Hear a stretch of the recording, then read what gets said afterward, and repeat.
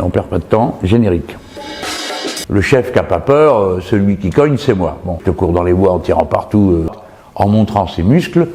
On va établir de force un désordre qui est le désordre organisé, planifié. La force excessive conduit toujours à un usage excessif de la force.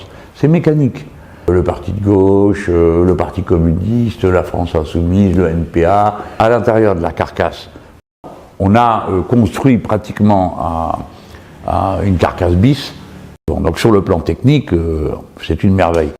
Là, on a, dans pratiquement tout, le mouvement s'est étendu dans beaucoup d'universités. C'est les étudiants en lutte qui appellent en montrant ses muscles. Pourquoi pas? Écoutons ce qu'ils ont à dire, c'est intéressant. Parce que dans toute la région, les gens se disent c'est comme ça. Donc, vraiment, je dis à Emmanuel Macron, ne vous laissez pas embarquer là-dedans, parce que vous commencez aujourd'hui, vous ne savez pas quand est-ce que vous pourrez redescendre d'un train qui roule à cette vitesse sans s'arrêter à aucune gare de la paix. Hein. Voilà, donc ça serait une lourde erreur de se laisser embarquer là-dedans, une très lourde erreur. Alors il ressort tous les débris de 68, Romain Goupil, Cohn-Bendit, tout c'est dur à cuire, hein. Les rebelles, qui à cette époque, bon... Cet homme, mesdames et messieurs, il est bon pour l'euthanasie. De plus, c'est un aliéné mental, paranoïaque depuis l'enfance. Daniel Cohn-Bendit était refoulé à Forbach alors qu'il tentait de rentrer en France. Pauvre Cohn. Permettez, Daniel, je vous appelle Cohn. Pauvre Cohn.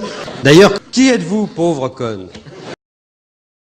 De plus, c'est un aliéné mental, paranoïaque depuis l'enfance. Daniel Cohn-Bendit était refoulé à Forbach alors qu'il tentait de rentrer en France. Pauvre Cohn. Qu'on puisse être à la fois juif et allemand, ça me dépasse.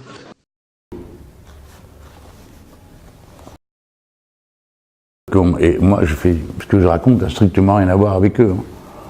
D'ailleurs, comme disait à peu près Himmler, allez-vous-en, Cohn-Bendit. C'est des histoires, tout ça. Des médias dominants. Et les médias dominants peuvent dire, c'est pas de notre faute, c'est que post-Bad Jean-Luc. Et attention, la Russie, les missiles sont prêts à partir. Ah bon, on croit. Mais c'est fait. Bon, les gens à l'international, là, franchement, ça commence à dégénérer. Gravement. Mais ce à quoi s'attend pas Macron, c'est que les catholiques sont dotés d'un cerveau.